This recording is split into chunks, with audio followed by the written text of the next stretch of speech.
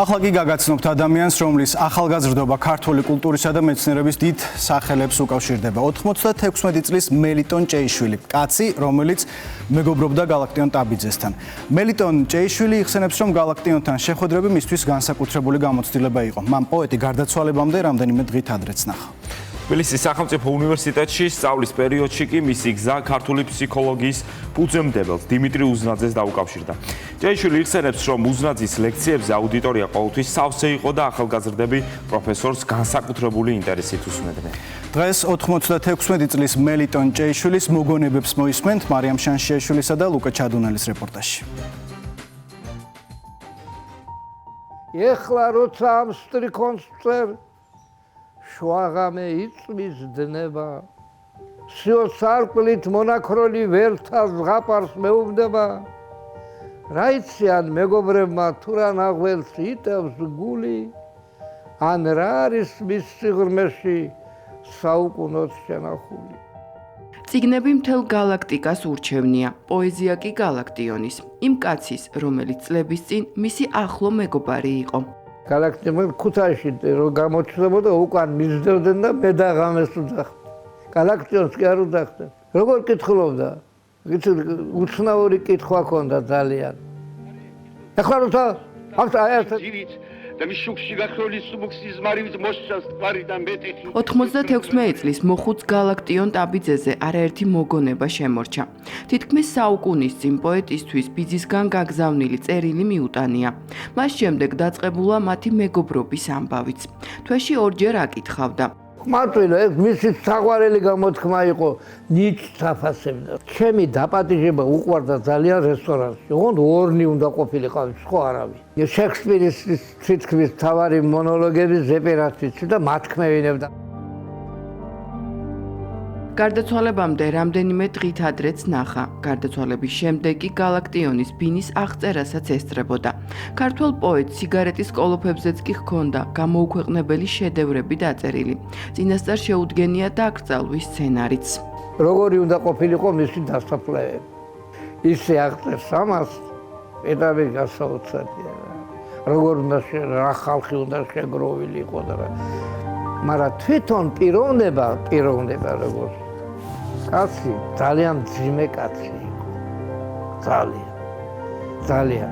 აი ჩამეხუტებოდა არასდროს ეს ნიჭი დამიკო ნიჭი. წერდა ყველაფერზე. აი პაპიროსებზე ლექსები ვნახეთ ჩვენ მის სახლში შედევრები. გადმოხდა მესამე სართულზე. ძირს უკვე ცოცხალი აღარ იყო. მიუწარი იქ. მე ჩემ თვალწინ მოვიდა სასტრაფო, აიყვანეს და რა თქმა უნდა იმ წუთში დასაფლავება და დიდი ამბავი იყო ნამდვილად. მელიტონ ჭეიშვილი დაიბადა და გაიზარდა სოფელ ასკანაში, მრავალშვილიან ოჯახში. გაუჭირდათ, როცა მეორე მსოფლიო ომი დაიწყო და პურიც კი აღარ იშოვებოდა. 1927 წელს მამა დაუპატიმრეს. ამ დროს დედა მეცხრე შვილზე ყოფილა ორსულად. ბავშვობამ გაიარა შრომაში, იქ შრომაც ვისწავლეთ, ყველაფერი ძალიან კარგად, თაოხნა, ბარვა, ყველა ახლაც ვერავინ ვერ მაჯობებს. თოხში ვერავინ ვერ მაჯობებს.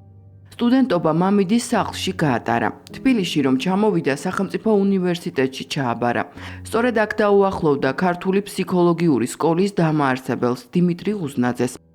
განწყობის ფსიქოლოგიის თეორიის შემქმნელი მეცნიერი კაცი, რომელიც მთელმა მსოფლიომ გაიცნო, თბილისში ხელმოკლე ცხოვრობდა. ფიზიკურად დიმიტრი უზნაძე ძალიან შეხედული კაცი იყო. საშუალოზე მაღალი ფერკთალის სახე ჰქონდა, ცხოვრობდა მაშინდელ კამოს ქუჩაზე. უფრო თავდაბალ კაცს ვერ ნახავდით. აი ისეთი ბას შეეძლო მთელი დღე სტუდენტთან მჯდარიყო, ესაუბრა და მისი ჭირი თუ ხილი გაეზიარებინა. დიმიტრი უზნაძემ საკუთარი სახლის კი ფსიქოლოგიის ლაბორატორიას დაუთმო. მის ლექციებს იმ დროში თურმე უამრავი სტუდენტი ესწრებოდა. ატარებდნენ ექსპერიმენტებსაც. სტუდენტებსაც ყველაზე ბევრს განწყობის თეორიაზე ესაუბრებოდა. განწყობა არის სტიმული ადამიანის ცხოვრების დაარსება. აი ეს აღმოაჩინა დიმიტრი უზნაძე. აი ამ ხელა კაცმა. 2-3 ოთახია დაუთმო ფსიქოლოგიის ლაბორატორიას. და ჩვენ იქ ლაბორატორიაში ვატარებდით წელს. ფსიქოლოგიურ სტუდენტები. 28 სტუდენტს უნდა ერთი ოთახი პატარა, ხო? გამოყოფილი იყო დიდი აუდიტორია, 107 აუდიტორია ქვია, 300 კაცი ეტევა შიგნით. იმდენად დიდი იყო ინტერესი, ქალაქიდან მოდიოდა ახალგაზრდობა, სხვათა შორის ლექციის კითხვის დროს დაეღუპა. უეცრად დიახ, მოცელილი დაეცა.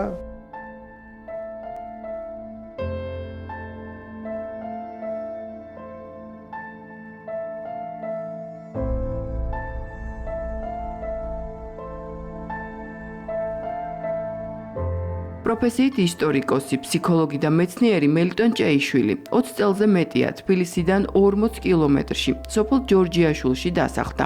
სიბერის წლებს მეუღლესთან ერთად მიწასთან მუშაობაში ატარებს. ბავშვით მოსავლელია მცენარეს თოთოშორის. წიგნები მისთვის ყველაფერია. დღის უმეტეს ნაწილს უთმობს. თითქმის 100 წელს მიღწეული მოხუცი არც თვალის ჩინს უჩივის და წლებმაც დიდად ვერაფერი დააკლო.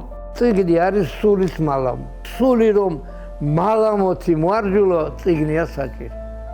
დღემდე წარსულის მოგონებებით ცხოვრობს. დროდადრო ისევ ფურცლებში ჩაიკარგება და ლიტერატურულ სამყაროში მოგზაურობას იწყებს. რომ მეფე ვარ დამგოსანი, რომ უბრალოდ კვდები, რომ დაყვება საუკუნეს თქვენთან ჩემი ქნარი, არასდროს არ შობილა, მხარი ასე წყნარი.